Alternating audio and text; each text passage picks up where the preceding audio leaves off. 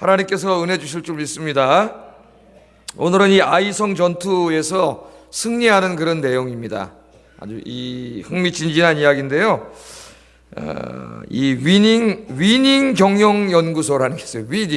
이기는 경영을 한 연구소 대표가 전옥표라고 하는 분인데, 이제 삼성전자에서 오랫동안 상무까지 이 마케팅 분야의 전문가로 있다가 이제 나와서 그 자기 회사를 차린 사람인데, 이분이 교회 장로님입니다. 전옥표 장로님이라고 하는 분인데, 이분이 쓴 책 중에 이기는 습관이라고 하는 책이 있어요. 이기는 습관.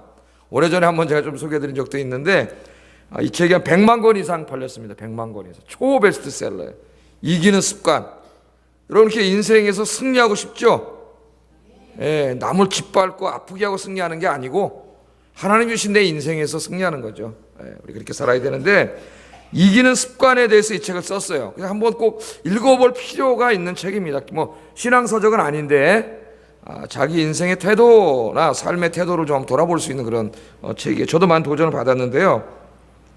이 책에서 이 전옥표 장로는 이런 얘기를 합니다. 1등도 해본 사람이 계속 1등을 하고, 이기는 것도 이겨본 사람이 계속 이긴다. 그런 말이에요. 습관이라는 거예요. 습관. 그러니까 이기는 사람에게는 이기는 습관이 있고, 지는 사람에게는 지는 습관이 몸에 배어 있다는 거예요. 지는 습관이. 그러니까 이기는 사람은 그 삶 자체에 그 이기는 삶을 사는 그런 습관이 몸에 배어 있는 거예요.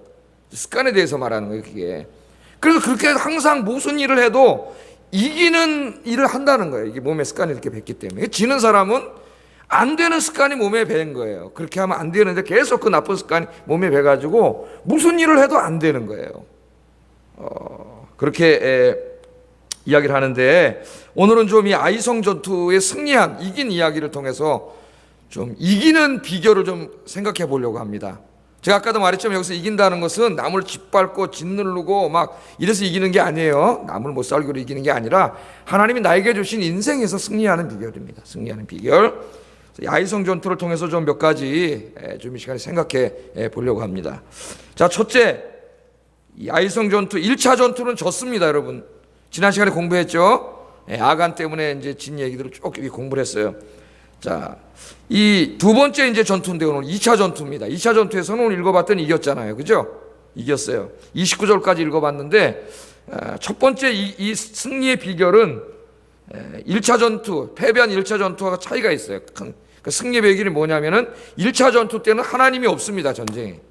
지난 시간에 공부했지 않습니까? 하나님이 없어요. 여호수아와 이스라엘 백성들이 상당히 이 여리고성 전투에 고무돼가지고 교만해지고, 그래서 자기들이 그 성보다 훨씬 조그만 성이니까 일단 이길 수 있다고 생각을 한 거죠. 하나님이 없어요. 그런데 오늘 여기 2차 전투, 승리한 전투에는 여호수아가 싹 빠지고 이 전쟁의 모든 주도권을 가지고 명령하시는 분이 누구냐면 하나님이세요. 하나님. 그래서 첫 번째 승리의 비결은 하나님을 의지하는 겁니다. 여러분 인생에 승리하는 첫 번째 제일 중요한 비결은 뭐냐면 하나님 의지하기예요. 하나님 의지하기. 여호수아가 하나님을 의지하고 모든 것을 하나님께 맡기고 기도했을 때 하나님께서 이기게 하셨는데, 어떻게 이기게 하셨냐면은 이길 수 있는 이 방법을 가르쳐 주셨는데, 요즘 우리가 좀 이길 수 있는 지혜를 주신 거예요. 이길 수 있는 지혜. 1차 전투는 자기 지혜로 했거든. 졌어요. 2차 전투 때는 이 여호수아가 회개하고 하나님께 기도하고 그랬더니 하나님이 지혜를 주셨습니다. 지혜를. 자, 어떤 지혜를 줬느냐? 어떤 지혜를 줬느냐? 오늘 이 말씀의 핵심이 뭐냐면은, 이 전쟁 승리의 핵심이 뭐냐면 매복입니다. 매복. 그죠? 1차 전투 때는 어떻게 했어요? 한 3,000명만 보냅시다. 그래서 3,000명 가서 그냥 와 올라갔다가 그냥 대패했잖아요. 그런데 오늘 이 2차 전투에서는 하나님이 쭉 이것을 다 가르쳐 주시는데, 하나님께서 가르쳐 주시는 중요한 게 뭐냐면 이제 매복이에요. 매복. 근데 이 특별히 1절, 2절과 18절 오늘 전체 내용을 보면은 이 전쟁을 여호수아가 자기가 하려고 하지 않고 이 전쟁의 모든 것을 하나님께 맡깁니다. 그리고 하나님의 음성을 듣고 하나님의 뜻을 듣고 하나님의 지시를 받아요. 하나님이 가르쳐 주세요. 그게 이제 제가 지혜라고 이야기했는데 그걸 주십니다. 한번 좀 1절, 2절 한번 읽어보겠습니다. 먼저 시작.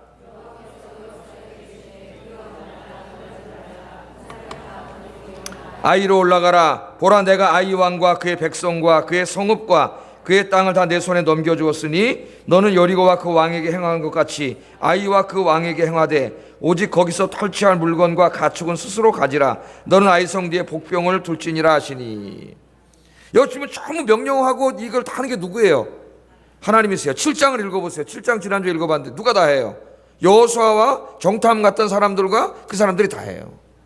그러니까 우리 인생에서 실패할 때에 가장 큰 실수가 뭐냐면은 어느 순간에 내 인생에 하나님이 없어지는 거예요. 기도하지 않습니다.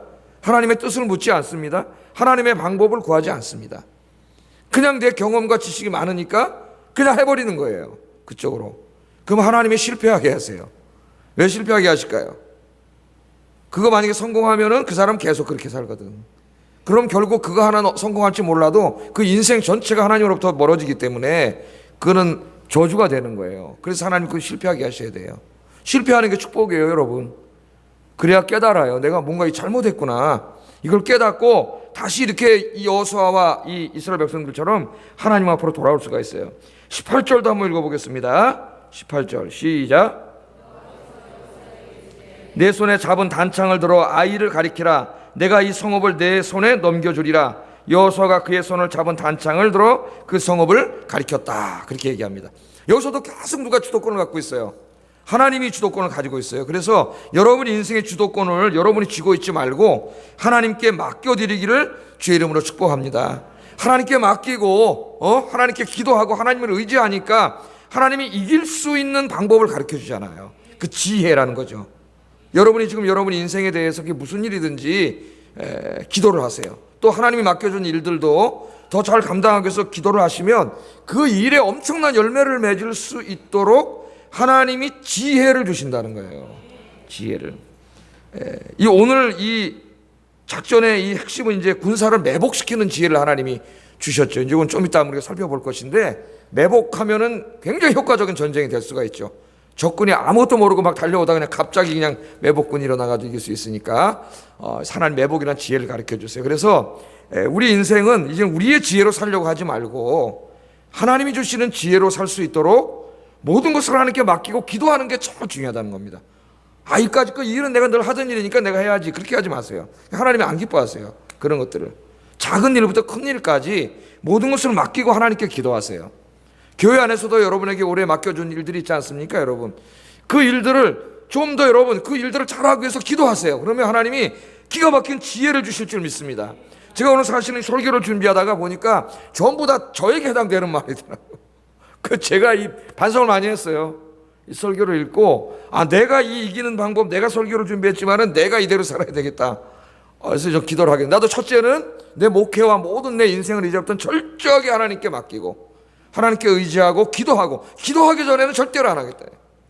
기도하기 전에는 하나님의 지혜를 구하고 간절히 기도해서 내 생각과 경험과 내 머리로 절대 하지 않고 자꾸 그러면서도 하려고 그래요. 이걸로 또 하나님께 맡겨야 되겠다. 하나님이 주신 지혜로 해야 되겠다.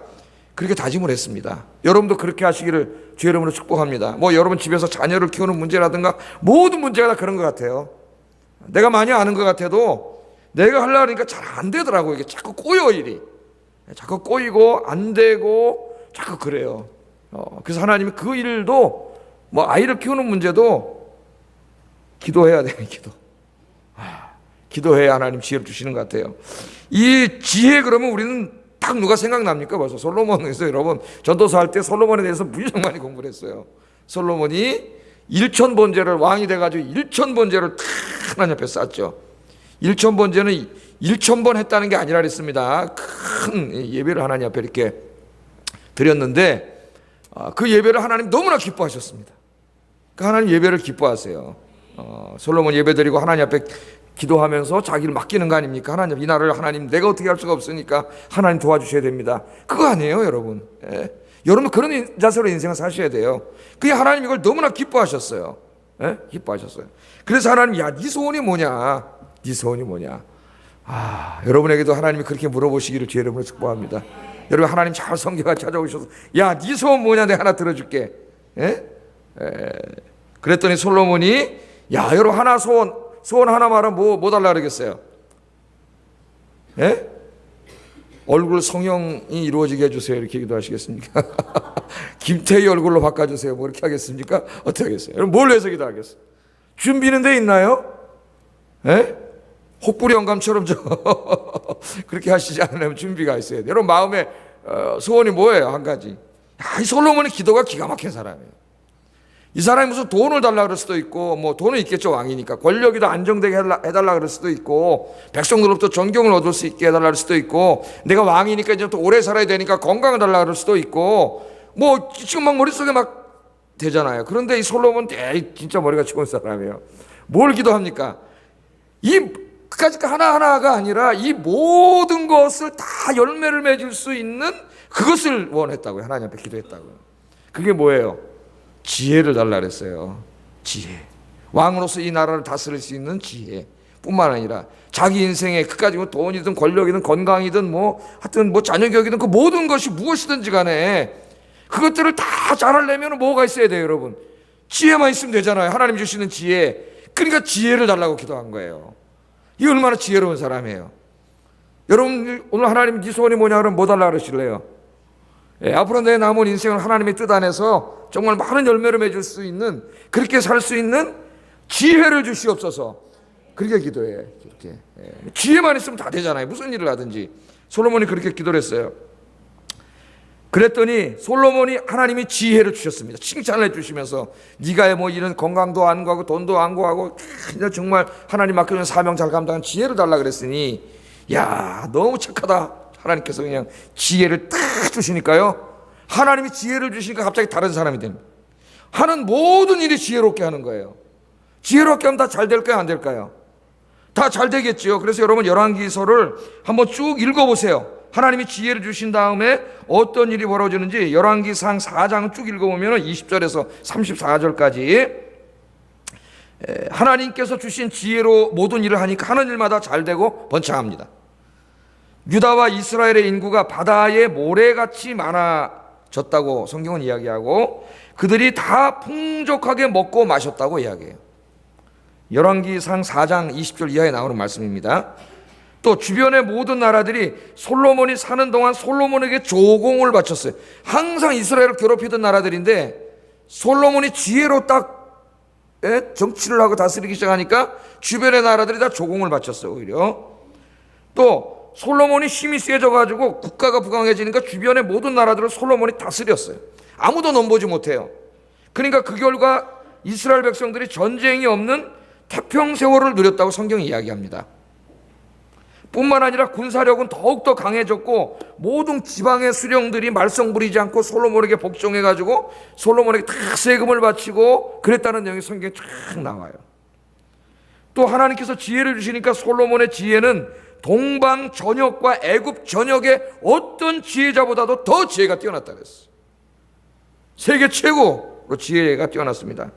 그래서 잠언 3,000가지를 말하였고, 우리 잠언 전도서 우리 다 읽지 않습니까? 말아요. 노래 1,005편을 지었으며, 야, 참 대단해요. 식물과 짐승과 새와 물고기에 이르기까지 하여튼 이 육군, 공군, 해군에 있는 이 생물들, 식물들 전부 다에 대해서 아주 박학해졌다. 이렇게 얘기하면 박학해졌다. 이게 성경의 기록이에요. 솔로몬이 뭐 구했어요? 지혜를 달라고 기도했어요. 그러니까 여러분도 하나님 앞에 지혜를 달라고 기도하세요. 지혜를. 하나님 내 인생에 지혜를 주셔서 내 인생 모든 일, 또 하나님이 나에게 맡겨주신 모든 일을 하는데 내 생각 지혜로 하지 말고 하나님의 지혜로 하게 하여 주시옵소서. 그게 습관이 되게 하여 주시옵소서. 그렇게 기도하세요, 여러분. 여러분 이제 계속 열왕기서를 읽다 보면은 솔로몬이 나중에 어떻게 됩니까? 모든 게 잘 되고 부강해지고 탁 조공 바치고 머리 숙이고 풍요로워지니까 교만해졌어요. 교만해지는 거 어떻게? 하나님의 지혜로 하지 않고 이제는 세상의 지혜로 나라를 다스리기 시작합니다. 세상의 지혜로 솔로몬이 망한 거예요. 그래서 이제 결혼 정책을 해가지고 저쪽 나라를 안 싸우려니까 공주를 데리다 하나씩 데려왔는데 무려 700명을 데려와서 700명. 우리나라 고려의 왕건이 그랬다 그러죠. 왕건은 저쪽 지방 호족이 반란 일으키면 싸우질 않아. 이 사람 어떻게 하냐면은 거기 공주랑 결혼을 해가지고 공주를 볼모로 잡아와 서울에다 앉혀놓고 결혼을 시키고 이런 식으로 했다 그러잖아요. 솔로몬 이런 정책을 써가지고 나중에 처첩이 1,000명이 됐습니다. 1,000명. 이름 알았을까요? 이름? 1000명인데 나는 죽었다까지 이름도 기억 못했을까? 얼굴 기억했을까요? 1000명인데 기억은 했을지도 모르겠어요. 하여튼 1000명이에요. 이 사람이. 하늘마다 잘 되니까 하나님의 지혜를 구하지 않고 자기의 경험과 세상의 지혜대로 따라가기 시작합니다. 예? 자, 그랬더니 이방 공주들이 솔로몬에게 시집 올 때 몸만 오나요? 그 유명한 이야기가 있죠. 한 사람을 데려오는 것은 그 한 사람만 데려오는 게 아니라 그 사람의 인생을, 평생을 데려오는 거예요. 그러니까 사람을 잘 데려와야 되는 거죠. 그 사람은 30에 데려왔으면 30살 먹은 한 사람만 오는 게 아니에요, 우리 집에. 그 사람이 30년 동안 살았던 인생이 다 오는 거예요. 그러니까 한 사람이 온다는 건 굉장히 중요한 거예요, 여러분. 이걸 생각하지 못했어요, 솔로몬이. 예? 우상들을 다 가지고, 그 사람이 30살에 왔다 그러면 30년 동안 섬기던 우상을 다 가져오고, 그 이교 문화를 다 가지고 들어오는 거예요. 이 집으로. 그래서 이 솔로몬이 이 여인들에게 넘어가 가지고 우상을 섬기기 시작합니다. 이 하나님을 잘 섬기던 왕이 그렇게 될지 누가 알았어요? 그렇게 됩니다, 여러분. 솔로몬도 그렇게 돼요. 우상을 섬기고요. 솔로몬이 이 열왕기서 저자에 하면 그 여자들을 사랑했다고 기록하고 있습니다. 하나님을 사랑해야 되는데 하나님의 지혜를 사랑했던 사람인데 그 여자들, 이방 여자들을 사랑했어요. 사랑해서는 안 될 것들을 사랑하면 여러분 망하게 되는 거예요. 마귀한테 넘어가는 거예요. 그 결과 어떤 일이 벌어졌느냐? 여러분 성경을 쭉 읽어보세요. 성경을 읽을 때는 그런데 포인트를 두고 읽어야 돼요. 예? 솔로몬이 더 이상 하나님의 지혜를 구하지 않고 세상적인 지혜로 사니까 어떤 일이 벌어지기 시작했습니까? 온 나라가 우상 천지가 되었고 하는 일마다 삐거덕거리기 시작합니다. 여기저기 나라에 문제가 발생하기 시작해요. 에돔 사람 하닷이 솔로몬을 대적하고 일어섭니다. 조공 바치던 사람들이 소바왕 엘리아다의 아들 르손이 솔로몬을 대적하고 일어납니다. 하나님의 지혜를 외교할 때는 조공을 바치던 자들이 세상의 지혜를 외교를 하니까 모두 솔로몬을 대적하고 일어났어요. 왜 조공을 바치고 순복했어요? 하나님께서 도와주셨기 때문이고 하나님이 주신 지혜로, 하나님의 방법으로, 하나님이 주신 지혜로 했으니까 하나님의 방법으로 했을 거 아니에요. 그죠? 그러니까 잘 된 건데 이 어리석은 사람이 이것을 잊어버린 거예요. 나중에는 자기가 제일 믿고 사랑하는 신하 여로보암마저도 배반하고 일어납니다. 배반하고 일어나가지고 솔로몬은 여로보암을 사랑했는데 여로보암을 좋게 보고 중직을 맡겼어요. 중요한 일을. 그런데 여로보암이 나중에 어떻게 합니까? 배반을 하고 솔로몬 사후의 나라의 반을 갈라버리는 그런 반역을 일으키지 않습니까? 여러분. 그러니까 이 하나님의 지혜에서 떠날 때에 그 인생이 삐그덕삐그덕거리면서 계속 무너져가는 것을 열왕기서에 다 기록되어 있어요. 여러분 올해 성경을 읽으시면서 그런 거를 딱 보세요. 하나님 솔로몬이 세상의 지혜를 쫓아갔을 때 딱 이렇게 색핀으로 해놓고 그 다음에 어떤 문제가 발생하는가를 쫙 한번 이렇게 큐티를 해보라고. 또 하나님의 지혜대로 살았을 때 딱 이렇게 형광펜으로 칠해놓고 어떤 일이 벌어졌는지 쫙 이렇게 해보세요. 그럼 여러분 설교자가 되는 거예요. 성경을 그렇게 읽으세요. 예? 다 망했잖아요. 그 나중에 솔로몬이 이거 깨닫고 노년이 돼가지고 반성하고 여러분 회개하면서 자기 아들들 젊은이들에게 그렇게 살지 말라고 그렇게 쓴 책이 뭐라 그랬어요? 전도서라고 우리가 공부했잖아요. 전도서. 그래서 네가 청년의 때 창조 하나님을 기억하라. 더 늦기 전에 몸이 늙어서 이가 빠지고 힘이 빠지고 머리에 살구꽃이 피고 다 공부했죠. 흰머리가 나고 계단 올라가기 숨이 헥헥거리고 그런 세월이 오기 전에 건강할 때 한 살에도 젊었을 때 청년의 때 너의 창조주를 기억하라. 여호와를 경외하라. 이게 전도서에 자기가 자기 실패한 인생을 젊은이들에게 그렇게 살면 안 된다. 그래서 때로는 장례식장에 가라 그러지 않습니까? 장례식장에 가서 너도 언젠가는 이렇게 죽는다는 것을 깨닫고 그렇게 살면 안 된다는 거지. 인생을 낭비하지 말고 살라는 거예요. 여러분 우리는 인생을 살아가고 승리하는데 하나님이 주신 지혜가 필요합니다. 그런데 하나님은 뭐라 그러셨느냐? 기도하라 그랬어요. 야고보서 1장 5절 읽어보겠습니다. 시작.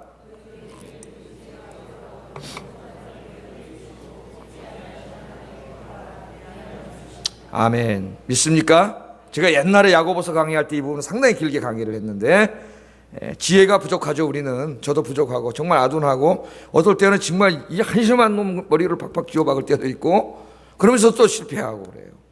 지혜가 부족합니다. 우리는 모든 분야에 지혜가 부족해요. 지혜가 부족하면 하나님이 기뻐하시는 방식으로 하지 못해요. 그래서 무너지는 거예요. 그래서 근데 지혜가 부족한 사람은 머리를 두들기지 말고 쥐어박지 말고 어떻게 하라고요? 기도하세요. 예. 새벽에 나와서 기도하고 주님 앞에 무릎 꿇고 기도하면 하나님이 어떻게 한다고요? 후히 주시고 꾸짖지 아니하신다 그랬어요. 하나님이 지혜를 넘치도록 주셔요. 기도하세요. 그럼 지혜를 달라고. 하나님이 지혜가 얼마나 많으신지 시편 기자는 이렇게 고백합니다. 시편 147편 5절 읽어보겠습니다. 시작. 아멘. 그의 지혜가 어떻게 하다고요? 무궁하세요. 무궁하세요. 그래서 자, 오늘 하나 이제 가르쳐 드립니다. 우리 하나님이 나에게 맡기신 인생에서 승리하는 습관, 이기는 습관 첫 번째, 모든 일에 항상 기도하면서 하나님의 지혜를 구하는 것이에요. 모든 일입니다. 모든 일에 기도하면서 하나님의 지혜를 구하는 것이 습관이 되게 하여 주시옵소서. 습관이 돼야 됩니다. 몸에 딱 배는 거죠. 습관은 자기도 모르게 그렇게 하는 거죠.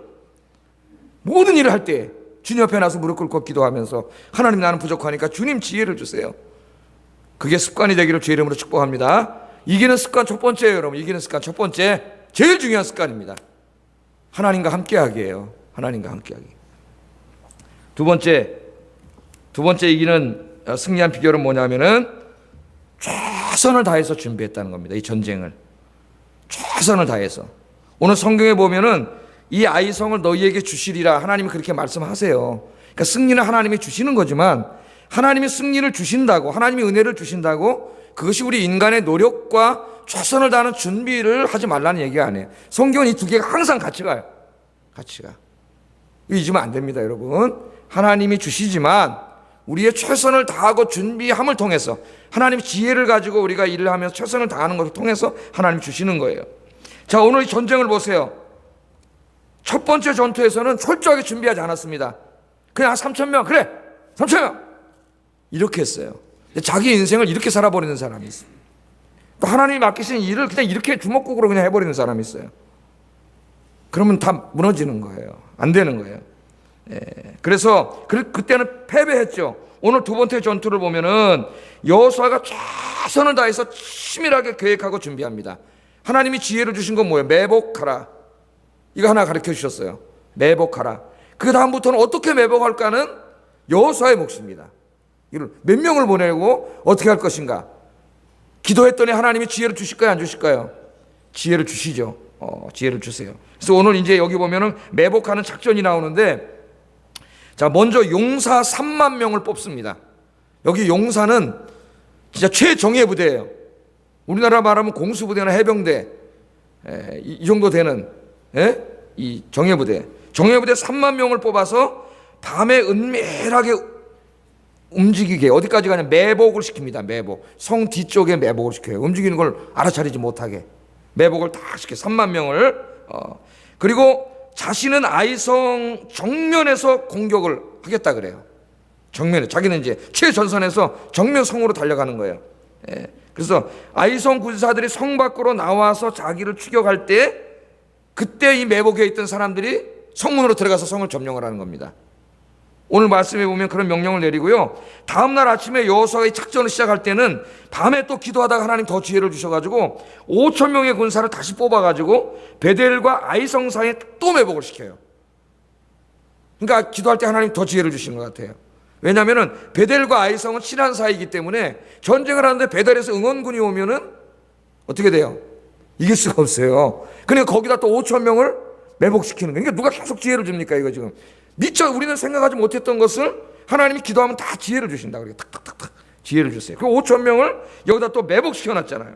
그런 작전을 다 이렇게 세우는 거예요. 그리고 이제 그냥 자신과 주력부대는 아이성에 깊숙이 쳐들어가니까 1차 전투 이겼잖아요, 얘네들이. 여러분들 봐라, 이거 또 나오네. 그들이 아이성 왕이 문 활짝 열고 전 군대가 다 쫓아나왔어.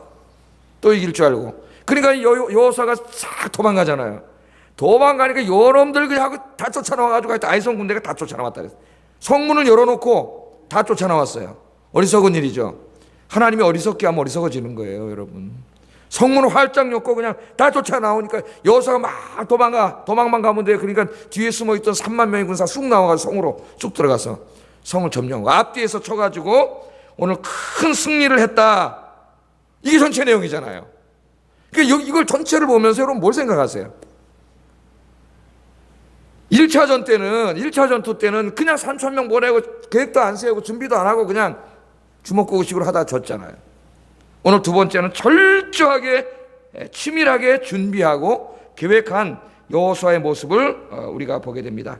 하나님의 일을 방해하는 마귀는 생각보다 여러분 강합니다. 방심하고 준비 없이 하면 낭패를 당하게 돼요. 낭패를. 그래서 먼저 기도로 철저하게 준비해서 하나님의 지혜를 구해야 되고 또 치밀하게 빈틈없이 준비해야 됩니다. 예상되는 모든 문제들을 생각하면서 철저하게 대비책을 이렇게 세워놔야 돼요. 그러니까 여러분 하나님께서 맡겨준 인생은 이 일들은 절대로 대충 하는 게 아니에요. 여러분 중요한 일을 많이 맡겼잖아요. 또 구역이라든가 여러분 반이라든가 뭐 주일학교라든가 위원회라든가 전도회라든가 뭐 하나님 많이 일을 맡겨주셨는데 이거 그냥 주먹구구식으로 대충 할 생각하지 말고 오늘 설교를 들었으니까 이 1년 동안 이거 어떻게 해가지고 이 열매를 맺을까 철저하게 여러분 준비하시는 여러분 되기를 주의 이름으로 축복합니다. 특별히 여러분 무슨 회장이 됐거나 임원이 됐거나 여기 교사가 됐거나 구역장이 됐거나 하여튼 이 있잖아요. 위원장님들도 다 계신 분들은 철저하게 준비를 하세요. 이 문제가 생기지 않도록 자기가 맡겨진 일에서 문제가 생기지 않도록 철저히 준비하는 것이 굉장히 중요합니다. 우리 인생도 마찬가지. 우리 인생도 이거 한 번밖에 없는 인생 아니겠어요, 여러분? 제가 이거 준비하다가도 또 많이 반성했어요. 저 자신에게도 더 철저히 준비하자. 내가 그런 면이 약하구나. 더 열심히 기도했습니다. 사실 저에게도 하는 이 설교예요. 옛말에 양병 10년 용병 1일이라는 말이 있습니다. 양병 10년 용병 1일. 병사를 키우는 데는 10년이 걸리는데 그 병사를 사용하는 데는 하루밖에 걸리지 않는다는. 전쟁 나면 한 번 써먹으려고 10년의 군사를 양병한다는 거죠. 준비한다는 거예요. 예?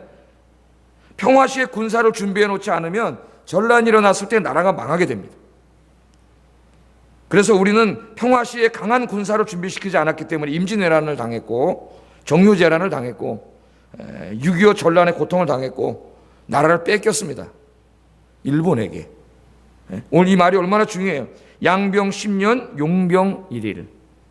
하루를 쓸 군사를 잘 준비해서 그 전쟁을 승리하기 위해서 10년을 준비한다는 거예요.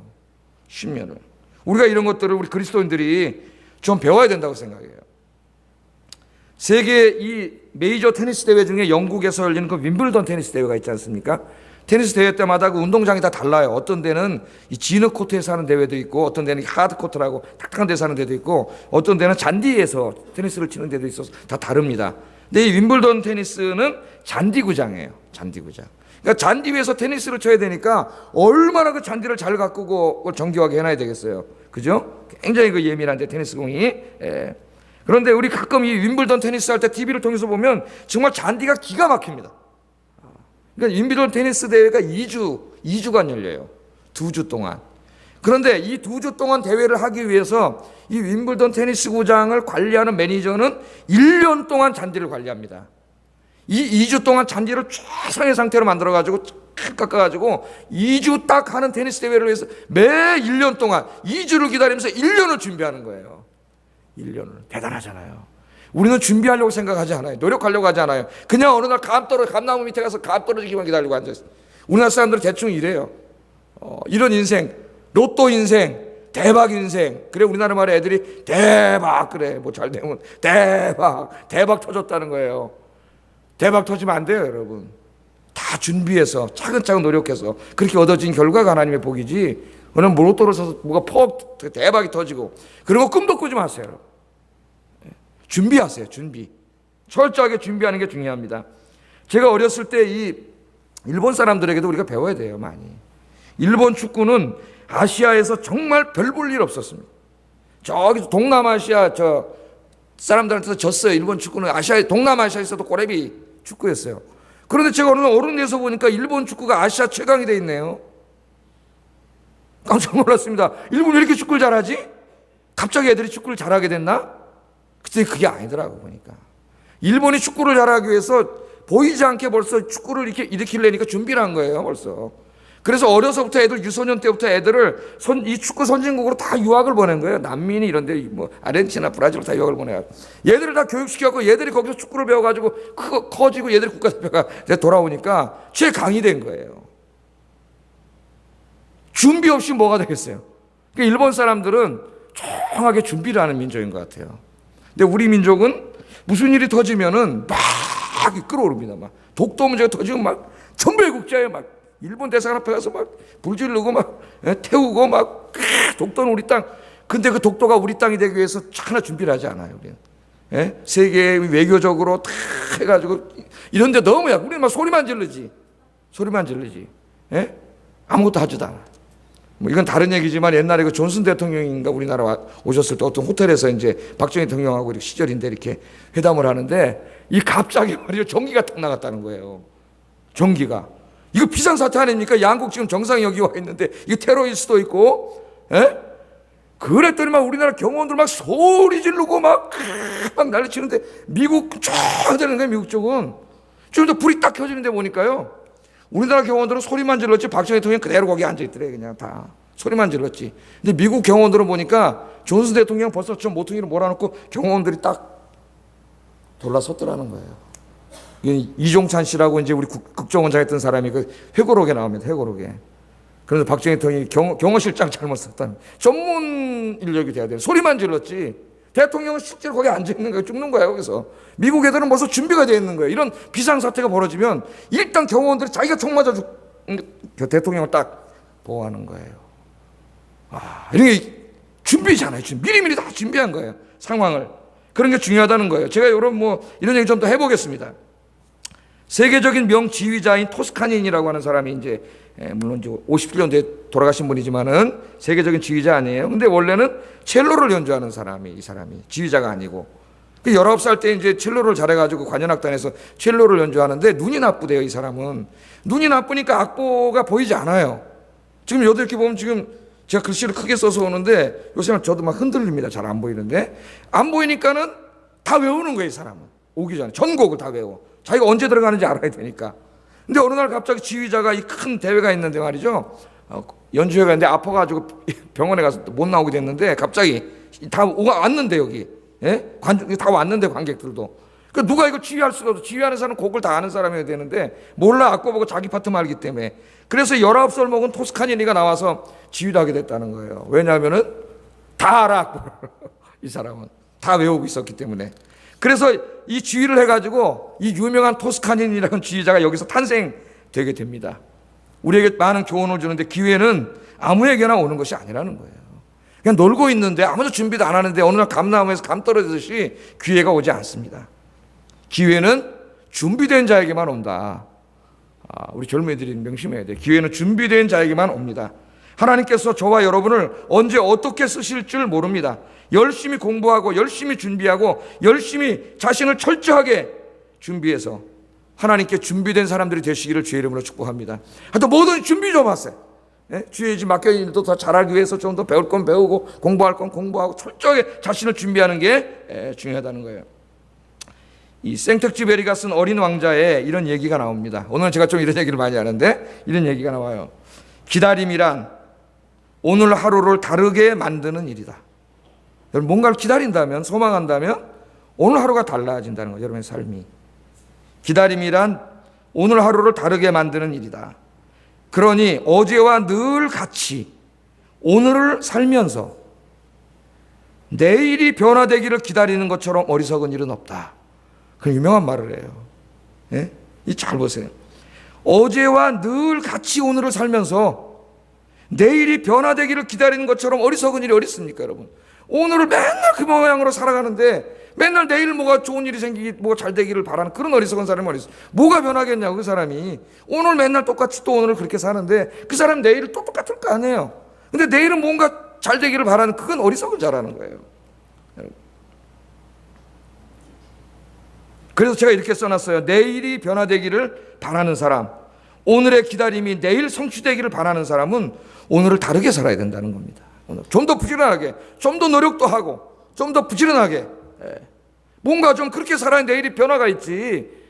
1년 내일이 그냥 옵니까? 오늘이 내일이 되는 거예요. 내가 살아온 것이 바로 내년이 되는 거예요. 아무 변화가 없죠. 그 사람이 그렇게 100살을 산들 무슨 인생에 변화가 있겠어요. 예? 준비하지 않는 인생에.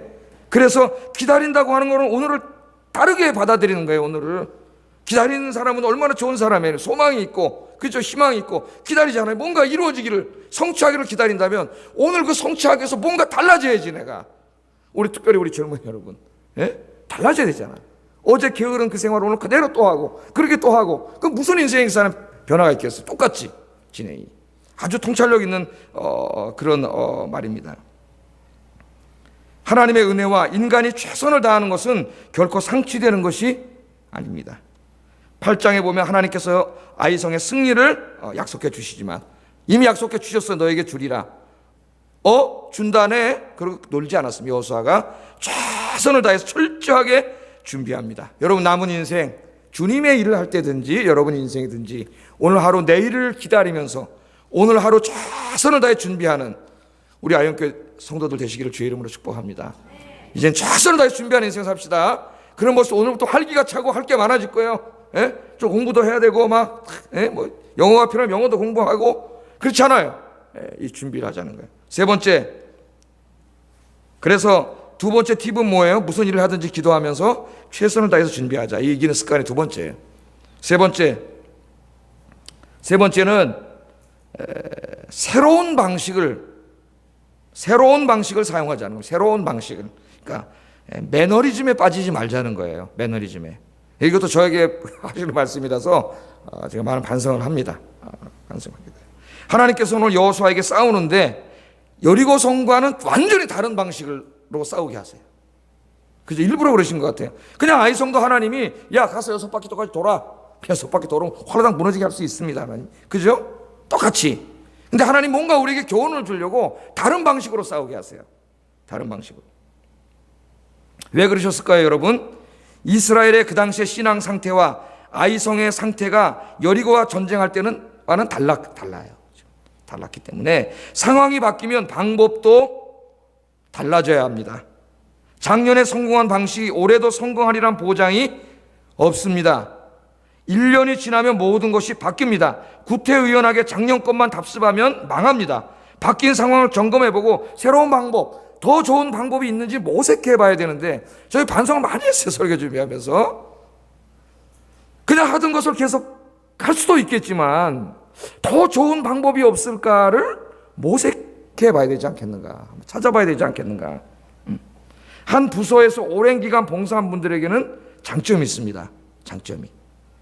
가장 큰 장점이 뭐냐면 자기가 하는 일에 익숙해진다는 거예요. 능숙한 그런 장점이 있어요. 그러나 익숙한 사람들에게는 장점만큼 커다란 단점이 생깁니다. 여러분 잘 자기에게 점검해 보세요. 그게 뭐냐면은 익숙한 옛 방식만 고집하고 새로운 방법을 전혀 모색하지 않는다는 거예요. 이게 문제가 돼요. 그래서 제가 전도사 시절에는 어디 가서 이제 교회 이렇게 얘기하다 이렇게 계획을 세우면은 어떤 선생님이 우린 옛날에는 그렇게 안 했는데요. 작년엔 그렇게 안 했는데요. 이렇게 얘기를 해요. 그러니까 작년에 안 해서 뭐 어떻게 했다는 거예요. 그래가지고. 그러니까 그런 사고에 빠지게 된단 말이죠. 익숙한 건 좋은데 그건 아주 훌륭한 건데 자기가 이래 새로운 방법을 모색하려고 하지 않는다는 겁니다. 그래서 회사도 어떻게 해요? 지금 마케팅이라는 부서를 만들어가지고 계속 시장 조사를 하고 상황 변화를 하고 소비자 구매 의도라든가 심리라든가 계속 여러분 기업에도 배워야 돼요. 사실은 우리 인생을 기업만큼 인류 조직이 없어요. 우리나라 정부 다 지금 너무 구태의연한 기업에 보여. 기업은 왜냐하면 당장 망하냐 죽느냐 하는 이 치열한 인생을 살아가는 사람들이기 때문에 계속해서 어떤 새로운 방식을 모색하고 변화에 익숙해지고 또 도전하고 그렇죠. 그래서 이 상품을 새롭게 런칭하고 계속 합니다. 여러분 제가 옛날에 한번 우리 저희 직장 생활할 때 하얏트 호텔에 거기 미국에서 이 마케팅 프로그램을 하나 갖고 와서 팔라고 프레젠테이션 하는 걸 봤는데 물건 하나를 팔기 위해서 그때 개발한 마케팅 프로그램 85가지를 조사하는 거예요. 놀랍죠. 그냥 광고하는지 아세요? 그냥 미는 장꾸러기 그냥 어느 날 아이디어가 떠올라서 하는 게 아니에요. 여러분 그걸 다 시장 조사해가지고 85가지 100가지를 다 조사해가지고 그래서 그 사람들의 심리 상태나 구매 의도를 다 검사해가지고 그래서 광고라고 하는 게 나오는 거예요. 여러분 보는 게 거기 엄청난 많은 그 일들이 벌어집니다. 그 안에서 저도 거기에 한번 아르바이트 우리 시장 때 해줘가지고 가서 속으로 미팅에 가본 적도 있고요. 가가지고 우리한테 막 찾아내. 그때 그 타이레놀 선전할 때인데, 광고할 때인데, 타이레놀에 대해서 우리한테 안 가르쳐주고 막 해가지고 하여튼 나중에 부작용이 없는 약 타이레놀인가? 뭐 이래가지고 나왔는데 개보린보다 값이 비쌌어요. 근데 값이 비싸도 부작용이 없는 걸 먹겠다 뭐 이런 게 하여튼 나오니까 이제 그렇게 광고가 딱 그러니까 이렇게 굉장히 이렇게 다 항상 기업만큼 최선을 다하고 새로운 방법을 모색하는 데가 없습니다. 예를 들면 월마트라고 하는 대형 마트가 우리나라에 들어왔는데, 이 월마트는 미국에 가면은 창고형 마트예요. 그냥 큰 창고밖에 없어요. 겉에서 보면 화려하지가 않아요. 미국에 가서 월마트를 보면. 그러니까 이 사람들이 우리나라 맨 처음에 왔을 때도 이 마케팅 조사를 하지 않고 시장 조사를 안 하고 그냥 갖다 미국식으로 큰 창고를 만들었는데 망해버렸어요. 아무도 안 가, 우리나라 사람이. 왜 안 갈까요? 그래서 시장 조사를 하기 시작했습니다. 왜 안 됐지?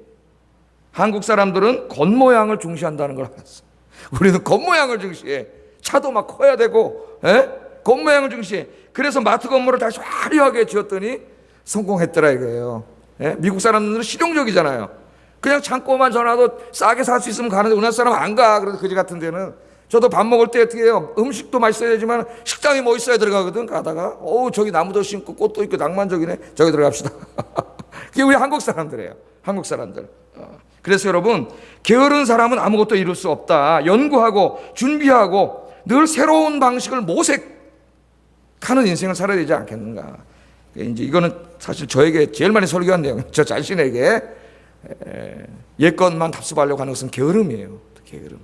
여러분, 하나님이 많이 맡겨주셨잖아요. 좀 다른 교회에 친구들 있지 않습니까? 야, 니네 주일학교 어떻게 하냐? 야, 니네 구역 어떻게 운영하냐? 좀 물어보세요. 새가족 어떻게 하냐?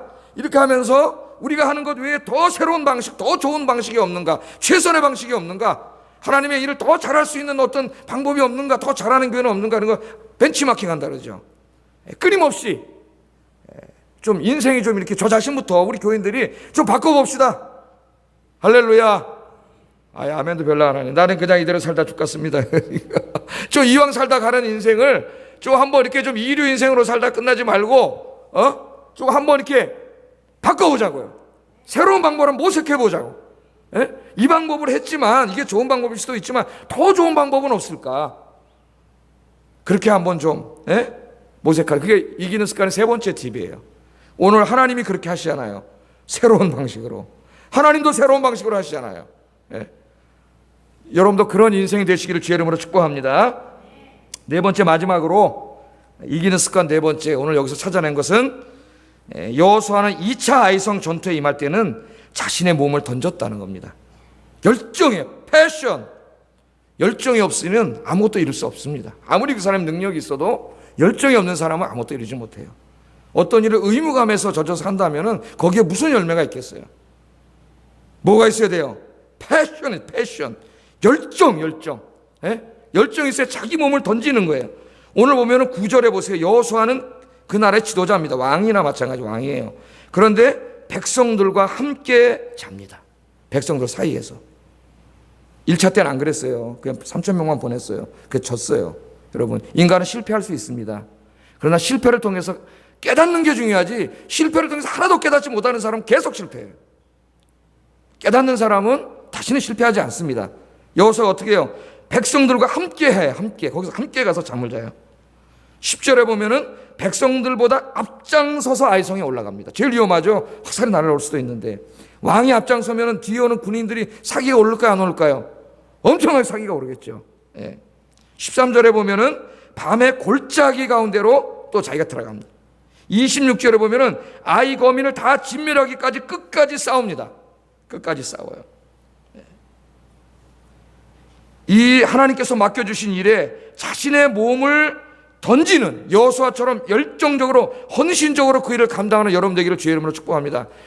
저도 경험해 보지만은 이것도 저에게 가장 많이 또 제가 설교하고 반성한 오늘 말씀 중에 하나인데, 자기의 몸을 던지지 않고는 이룰 수 있는 일이 없더라 이거예요.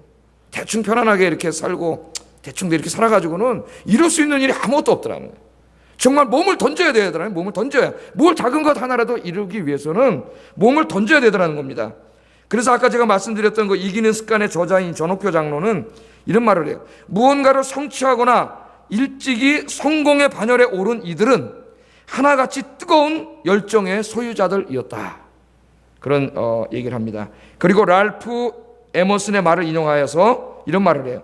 열정 없이 얻을 수 있는 위대한 것은 존재하지 않는다. 그렇게 말합니다. 열정 없이 이룰 수 있는 것은 아무것도 없다는 거예요. 임성훈 씨라고 여러분 잘 아시죠? 방송인 임성훈 씨 70이 넘으셨나요? 굉장히 나이가 많을 겁니다. 아마. 근데 이분이 지금도 왕성한 방송 활동을 하고 있는데 그 비결이 있어요. 비결이. 이분이 이야기한 게 있는데 자기는 인생을 살면서 지금까지도 항상 세 가지를 조심한다. 세 가지. 자기 인생에 대해서.